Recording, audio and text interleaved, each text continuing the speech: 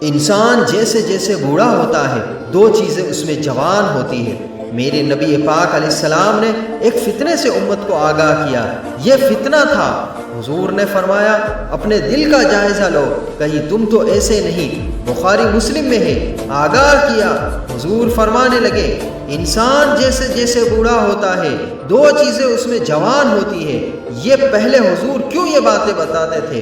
اس لیے کہ ہم جائزہ لیں کہ کہیں ہمارے اندر تو یہ فتنہ نہیں ہے۔ صحابہ نے عرض کی یا رسول اللہ وہ کون سی ہے؟ فرمایا ایک اس کا دل کرتا ہے کہ سارا زمانہ مجھے پوچھ کے چلے، میری عزت کرے، وہ سمجھتا ہے کہ ہر آدمی اس سے پہلے پوچھے۔ دوسرا فرمایا اس کے اندر دولت کا لالچ بڑھ جاتا ہے، اس کی ذمہ داریاں کم ہو جاتی ہے، پر اس کا وہ لالچ، وہ ہوس، وہ نشہ نہیں اترتا، یہ تباہ کر دیتا ہے، یہ قیدی ہے۔ ہاں جو شخص دولت کا پجاری ہے وہ قیدی ہو جاتا ہے۔